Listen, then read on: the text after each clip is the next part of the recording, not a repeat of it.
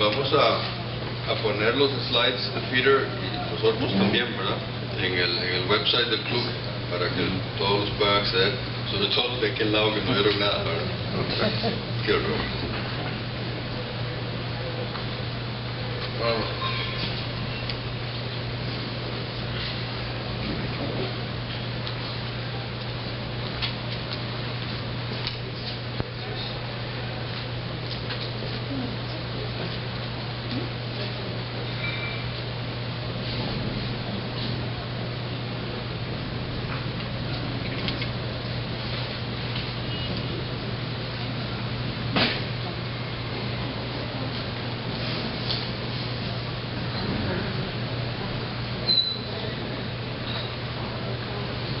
Okay, this is a good one for you, Peter. In the world of virtualization, how do cloud providers deal with when the cops want to come in and check one of your customers' data? I mean, everybody's data is mixed up. Okay, so I mean, the cops come with a court order to seize one of the cloud users' data, and you got this big thing full of everybody's data. How do they deal with it? Well, you're assuming that's a hybrid cloud. Yeah. And I would say that you're finding more and more, even with the public and hybrid clouds, that we're segregating.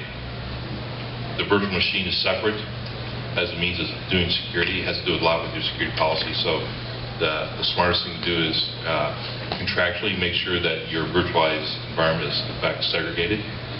And then from there, I'll ask the question of why didn't you encrypt? Okay. So you give encrypted data to the cops? Well, I don't believe you give it to them easily. Gloriana, en caso de existir un protocolo local, ¿con qué instituciones se puede trabajar en conjunto para definirlo?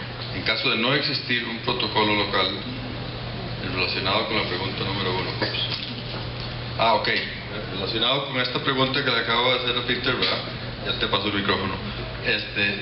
Si va la OIJ a llenar un data center, ¿verdad? ¿Qué hacen? Y si no existe un protocolo, ¿cómo hacemos para definirlo? Sí, señor. Bueno, partiríamos del hecho de que para que el OIJ pueda ir a allanar un equipo o un data center, tendríamos que tener una orden de juez, primero. Entonces, dentro del protocolo de actuación interno de la organización deberíamos de tener los pasos a seguir. Podríamos negarnos a darlos si no contamos con esa orden de juez.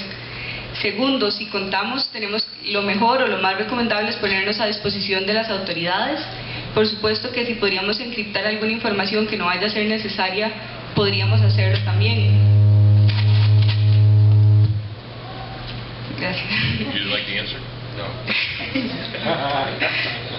Y por último, creo también que podríamos, además de colaborar con las autoridades, tener el protocolo interno, dar seguimiento y al caso, o sea, poder colaborar con todo lo que podamos, ¿verdad? No obstruir el camino para la investigación, pero tampoco poner en riesgo nuestros datos, tomando en consideración también que el OIJ solamente podrá utilizar la información que sea útil para esa investigación en particular. Recordemos el caso reciente de Keylor Navas, donde ya la Sala Constitucional dijo que sí había existido un espionaje, precisamente porque se le dio un fin distinto a la base de datos y se hizo un acceso irrestricto a los datos de Keylor y su familia para hacer al final de cuentas una especie de espionaje, cuando al final lo que tenían era en la base de datos la información de sus familiares porque eventualmente podían estar en riesgo. Entonces tenemos que tener en cuenta, primero, que tiene que haber una orden de juez. Segundo, que tenemos que ponernos a la orden de las autoridades y colaborar. Tercero, tener en cuenta que solamente pueden utilizar la información de la investigación y no ninguna otra, porque si lo hacen estaríamos cayendo en la falta que también pasó con el caso de Keylor Navas. Perdón, Gloriana, yo sí.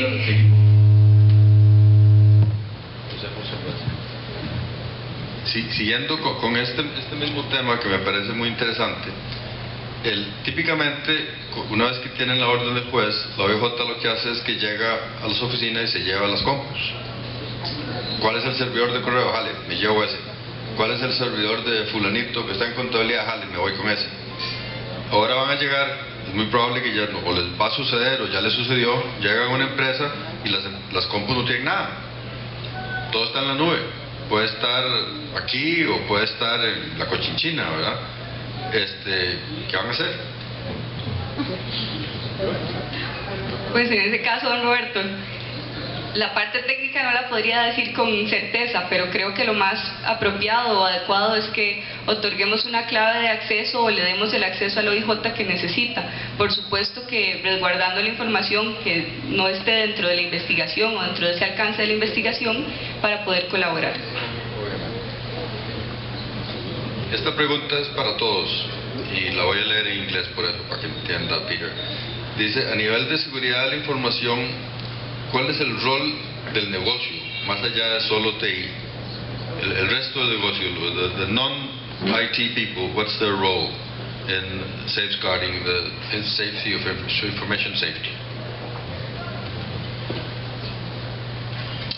Most people have to understand, first of all, most corporations and organizations do not have a social policy. And without that, people don't know what they can and can't say. So I would say the first thing you have to do is you have to educate workers what they should do is good cyber hygiene and what they should do around social policies. And if you do that, you've eliminated the hacker's ability. I wouldn't say eliminated. You've reduced the hacker's ability to go ahead and social engineer one of your employees into doing something that will put the company at risk. Roberto, nada más, la pregunta es ¿cuál es el rol que juegan las demás personas dentro de la organización, además de las personas encargadas de TI? Como vimos ahora en la exposición, el error de una única persona dentro de la organización va a representar una responsabilidad innegable para la empresa como tal. Entonces creo que todos como parte de una organización tenemos que ser conscientes de la información que manejamos, de la sensibilidad de esa información, del uso que le podemos dar y tenemos que estar conscientes de que no podemos sacar la información de las organizaciones porque probablemente en el momento en que se ocasione un daño producto de esa conducta nuestra, la empresa va a ser responsable. Además de que vamos a perder el trabajo, probablemente nos vayan a cobrar y eventualmente nos vayan a sancionar en el colegio profesional en el que estemos por haber quebrantado el secreto profesional. Creo que es un tema de organización como tal, que los altos mandos tienen que dar las directrices correctas para que todos estemos conscientes del valor de la información y de los riesgos que corre la empresa. Desde la perspectiva de un usuario común, lo que me parece es que hay que tener es mucha conciencia de que los problemas están ahí, las amenazas están ahí, y me parece que, por ejemplo, yo no sé si a ustedes les pasa, pero yo tengo un hijo de 10 años que ya usa el celular, ¿verdad? Y ya textea, y aparte todos los riesgos asociados a las redes sociales para niños y adolescentes, pero también yo imagino que esa es una fuente de riesgo para cuestiones empresariales. Por otro lado, he visto tengo amigos que trabajan en otras empresas que el abordaje de las empresas, de algunas empresas a este tipo de riesgos es bloquear sitios web. Entonces, ayer, entretenidos y muy emocionados con André Amador, estaba hablando con un amigo y le digo, que vio cómo le va a André, y me dice, no, aquí no puedo ver nada porque aquí bloquean todos los accesos, ¿verdad? Entonces, bueno, ahí digamos que justificadamente, porque bueno, probablemente la productividad de la empresa ahí bajó montones y la cae en ese momento también, pero me imagino que también bloquean cosas que atentan contra la productividad de la empresa, entonces tiene que ver con un balance en esto, pero esta es simplemente mi opinión de un usuario común y silvestre de estas cosas. Muy bien, vamos a ver si funciona esto. No, yo answer that. Una pregunta de que si existen contratos definidos que apoyen a contratos de servicio en la nube que integren los riesgos de seguridad, o sea, como contratos machote, ¿verdad? Si hay algo que podamos no empezar desde cero, ¿verdad? A trabajar con un contrato que me traiga un proveedor que si hay algunos recursos que podamos utilizar como contratos machote que traigan incluidos la parte de seguridad. Sí. Sí, si existen contratos machote o modelos, por lo general los proveedores de servicios son los que los tienen. Sin embargo, creo que a la hora de suscribir un contrato tenemos que tomar en consideración los riesgos que ello podría representar para la compañía. Por el ejemplo que comentábamos ahora, precisamente por un error y por la utilización de un contrato machote, que muchas veces no nos dejan otra opción más que ese, generó un riesgo impresionante para la empresa, la pérdida de todos sus correos electrónicos. Entonces creo que a pesar de que sí existen contratos machote, tenemos que tratar de adecuarlo a las necesidades propias de la empresa, tratar de entrar en una negociación real con los proveedores del servicio y garantizarnos también que existe un backup, que la empresa tiene las medidas de seguridad adecuadas, porque como vimos, una falta somos nosotros como empresa los responsables frente a los usuarios o frente a la persona que sufrió el daño y no el proveedor que está tratándonos el servicio. Paso. Aquí hay una pregunta para Gloriana, de Nacho. Dice que el ICE hizo una campaña vía SMS en que promueve el servicio diciendo: ¿quiere saber dónde se encuentra una persona? Le agradecería sus comentarios. Bueno, en realidad no conozco los alcances de la campaña o del programa del ICE, pero sí puedo decirles que ninguno de nosotros estamos exentos de que sepan dónde estamos. La geolocalización de los celulares permite que nos ubiquen a todos en tiempo y espacio. Entonces sí es cierto que es muy fácil localizar a una persona con la tecnología.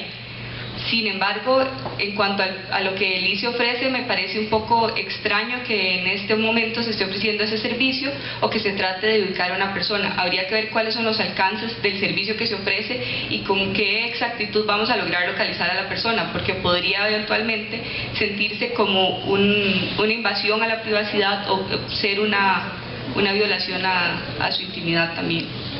Yo pienso, Nacho, que se refiere a es un servicio de movilidad, ¿verdad? Se llama, para la empresa, para saber dónde están los empleados y para tener control absoluto de lo que está sucediendo. Bueno, sí, en realidad, entonces, si ese es el servicio al que se refiere, sí es cierto que muchas empresas hoy día están utilizando para los servicios de mensajería o las personas que tienen que trasladarse de un lugar a otro, una especie de GPS que lo tienen y que les va marcando la ruta en la que estuvieron. El teléfono, pero también utilizan los dispositivos específicos. En esos casos, lo importante es que se establezca en el contrato laboral, porque podríamos, al final de cuentas, si no se estableció y lo imponemos, podríamos estar variando las condiciones del contrato, pero además afectando la privacidad de los empleados. Por supuesto que deberíamos de también permitir que se monitorearan las rutas, sobre todo si necesitamos un resultado particular con esas mensajerías. Esta pregunta es algo que a mí me da vueltas un montón, que es que desde que yo me acuerdo que empezó el cibercrimen, los malos van ganando. Nos llevan como 17-0, ¿verdad? Y nosotros siempre estamos en modo reactivo.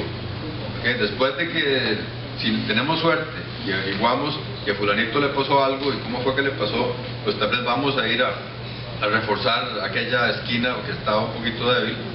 Pero primero que nada es muy difícil, y esto habló un poquito Peter, es muy difícil saber lo que le pasó al vecino, ¿verdad? Porque aquí nadie le cuenta nada a nadie. Y segundo, me parece es un poco desalentador la modalidad en que siempre estamos tratando de alcanzar a los malos, ¿verdad? Y cuando ya encontramos cómo protegernos del ataque X, inventan Y, Z y W, ¿verdad? Es correcta mi apreciación, o hay alguna manera de ser más optimista.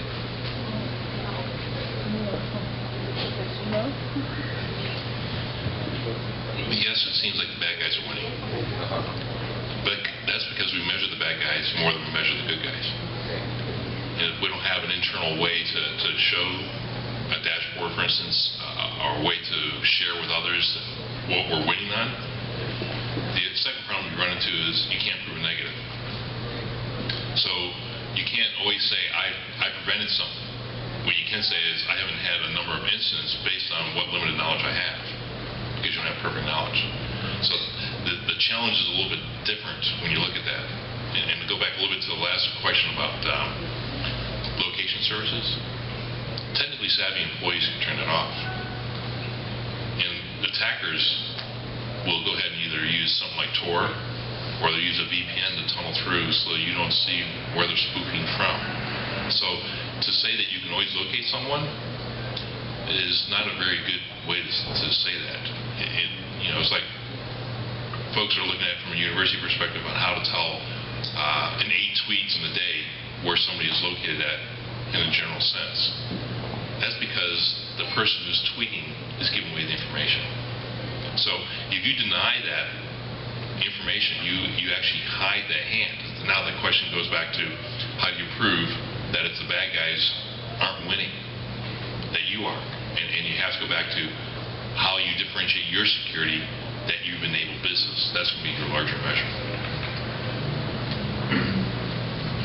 Bueno, yo considero que sí, que probablemente nos vayan ganando los cibercrímenes o los delitos informáticos. Y también desde el punto de vista legal, la verdad es que es muy difícil que el derecho le pueda llegar pueda llevarle el rastro a las nuevas tecnologías o a los avances tecnológicos o a las distintas formas de cometer delitos. También a eso tenemos que sumar la dificultad para obtener la prueba. Recordemos que los delitos informáticos no dejan un rastro, se elimina la prueba de manera inmediata probablemente. Quienes lo cometen además son técnicos, expertos en el tema, que saben y conocen cómo no dejar el rastro.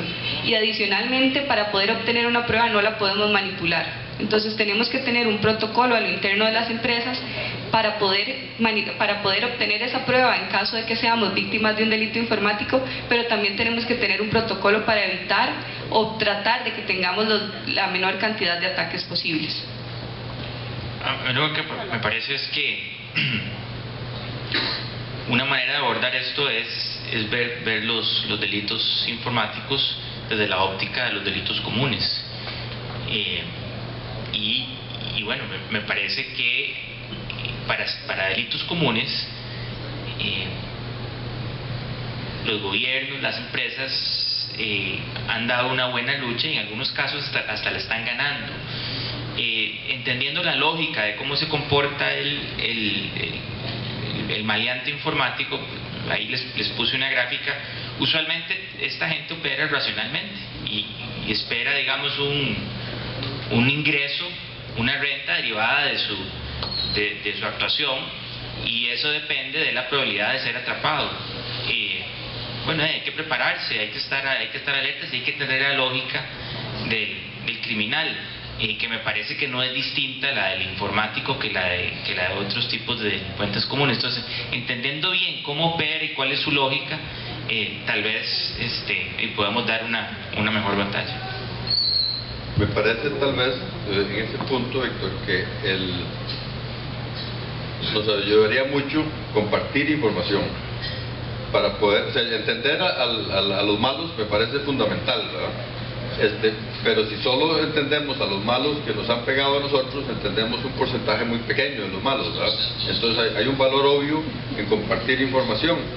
¿Qué se les ocurre a ustedes que podamos hacer en Costa Rica para que realmente compartamos información?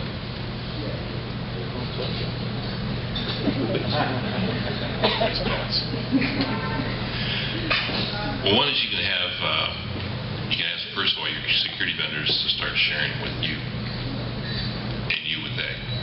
That gives you your first one of visibility. Your second one is like tech industries actually share better than different, which most people say competitively doesn't work. And actually it does, because a bank will trust another bank before it'll trust other industries. Same with retail, will trust retail before it trusts banks. So it's a matter of that likeness. You understand the same business operations and the same problem sets. Then you have to reach out internationally, and you have to get into several different forums. I know in the forum I'm in, where it's just security people and we know each other and we vet each other in, I don't know of anyone from Ecuador in that forum. Which means you're not out and about in all the various security circles to see and hear what's going on. And without that level of visibility, your ability to understand what's going on is going to be severely hampered. That's why you got to go back to your security vendors to ask them to share with you and ask for their intelligence out of what they're getting and how do you automate that into the product sets. Because that's the only way you're going to get ahead. If you try to synthesize that intelligence yourself, you're going to fail because it's too big a task. I have the feeling that the bad guys do share, and they share on a global basis every day. They share all the time. Whether it's for free or for money, they're still sharing. Sí, considero que es bastante importante también compartir las experiencias o los distintos delitos que se tratan de cometer o que se cometen en las organizaciones a nivel nacional, pero también a nivel internacional con las distintas tendencias que se han ido dando, ¿verdad? Los programas, los equipos van siendo los mismos y los comportamientos son muy similares.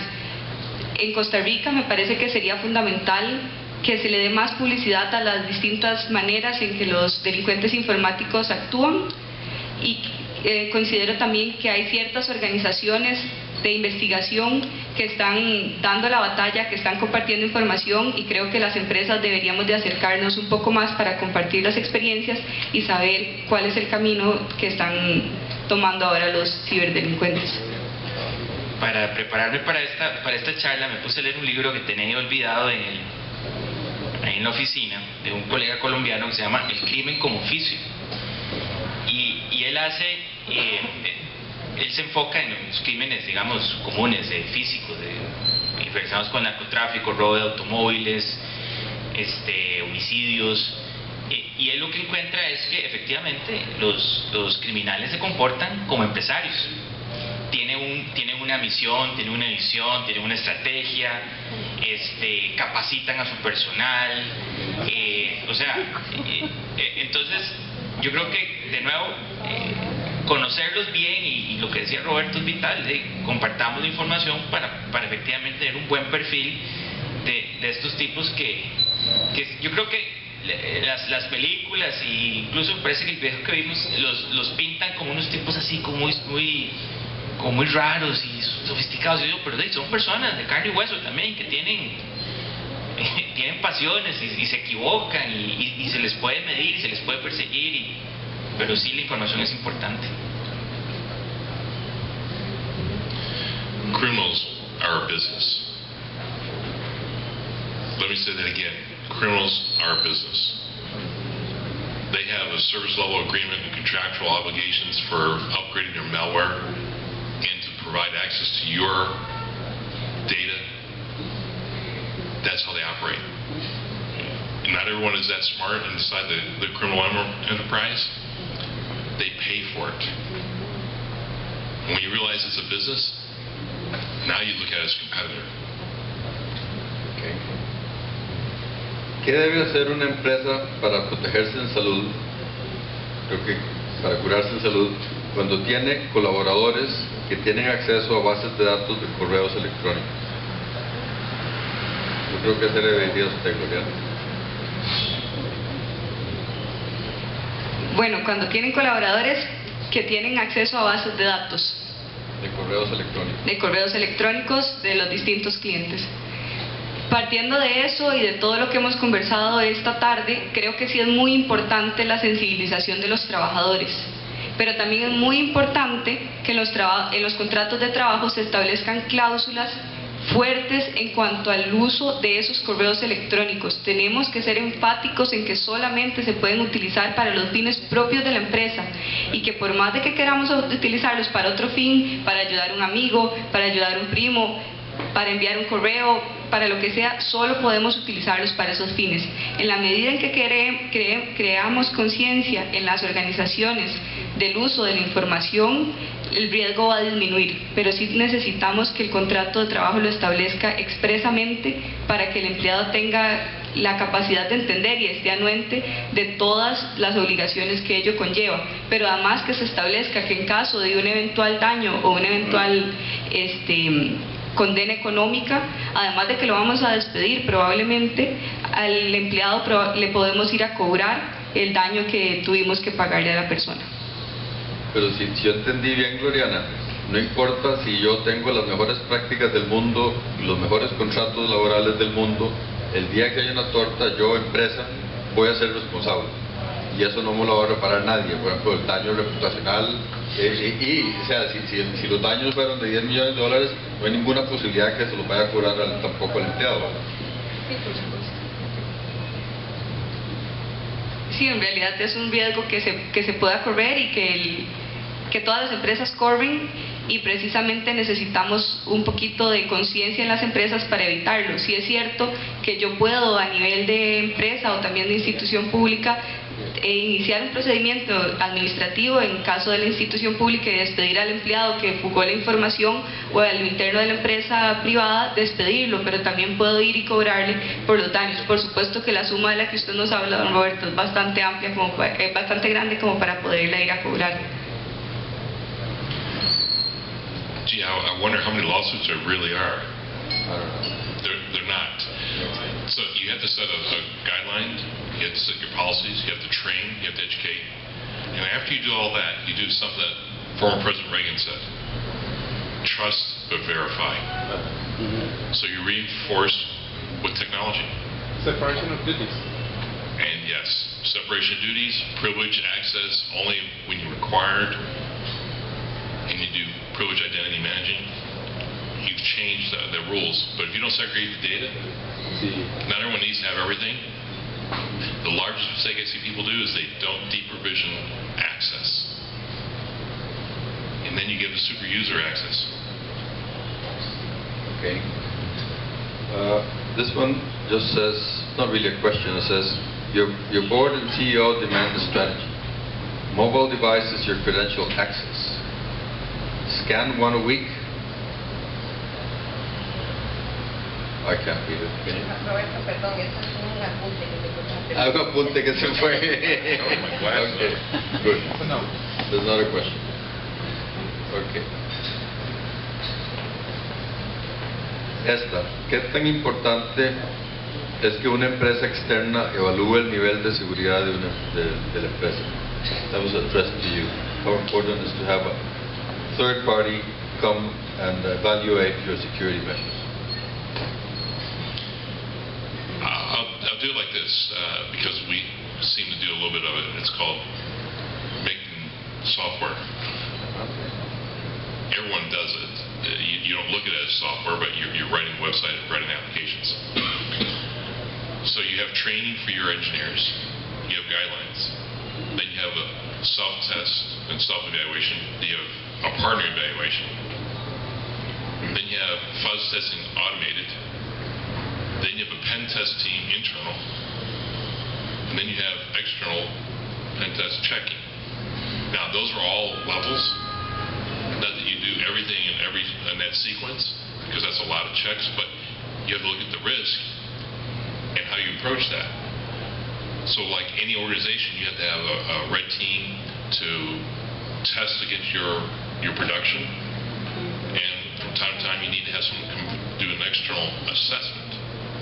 The question now is, what business you're in and how risky is some of your activity that you need to have external more often than someone else. And that goes back to what your strategy is. You know, if you're working in the technology sector, I would say you probably want to have a test a little bit more often. If you're in a bank, more often. You know, if you're in agriculture, well, if you're banking pineapples, I'd do more often. I actually pay attention. But if you're just, you know, normal farming, you may not need that. So, you know, it's a matter of risk. Yo nada más quiero agregar algo. Para mí es fundamental que se realice un monitoreo por una empresa que contrata la empresa a su vez, precisamente porque muchas veces creemos que porque cumplimos con la norma tal, ya estamos con todo perfecto. Esta es una historia verídica. A Deloitte lo contrata una compañía para que haga un monitoreo y revise las medidas de seguridad que tiene una empresa en particular. Se cuenta con autorización de la empresa y se llega a hacer el monitoreo. Y sorpresa, le robaron la base de datos entera a toda la compañía que creía que tenía todas las medidas de seguridad. Entonces, por más de que digamos que tenemos todas las medidas de seguridad, a veces no vemos con los mismos ojos lo que terceros pueden ver.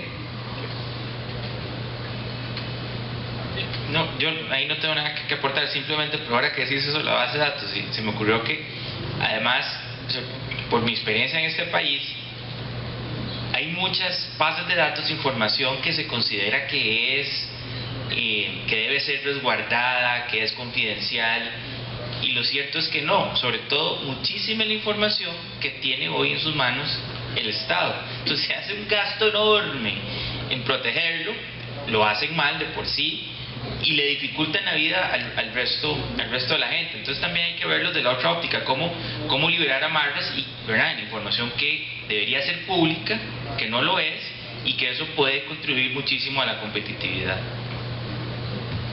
Una última pregunta para cumplir con el horario que nos habíamos establecido. Es cuando dos países tienen una disputa, como le pasó a Costa Rica recientemente, hay una enorme cantidad de documentos, ¿verdad? O sea, la preparación para ir en este caso a La Haya. Yo no me imagino cómo fue, pero, o sea, sí me imagino, pero me imagino que fue un montón de trabajo y un montón de gente con un montón de documentos. Si el equipo contrario tiene acceso a esos documentos con suficiente antelación, el resultado puede ser muy diferente, ¿verdad? Y yo no creo que sea tan difícil conseguir acceso a esos documentos hoy en día. ¿Este tipo de guerra cibernética está sucediendo o eso es ficción? Yo creería que no estamos exentos a que pase. Creo que con el uso de la tecnología todo puede suceder y por eso es que precisamente tenemos que buscar los mecanismos para evitarlo. En los procesos judiciales, por supuesto que hay prueba que es la prueba estrella, ¿verdad?, de los procesos, que debemos resguardarla y evitar que la obtengan la parte contraria, por supuesto, y que tenemos que saber también que si nosotros como parte obtenemos una prueba por medios ilícitos y se logra demostrar en el proceso, la prueba va a ser no va a servir para absolutamente nada. There are no cyber norms. Okay. So without a cyber norm, what do you know is good behavior and bad behavior? So if you look at it from a nation-state perspective, I would bet you right now there's in the Washington, D.C. area, about 160 embassies. Out of 160 embassies, I would bet 150 of them are spying in the United States. That's what nation-states do. I can't stop their nature. So you have to now guard and realize that someone will try to access the data. If you approach it from that perspective, then you are better prepared to react and to protect. Okay. The assumption is something's going to happen. Bueno, solo me resta darle las gracias. Realmente creo que fue muy provechoso. Muchas gracias.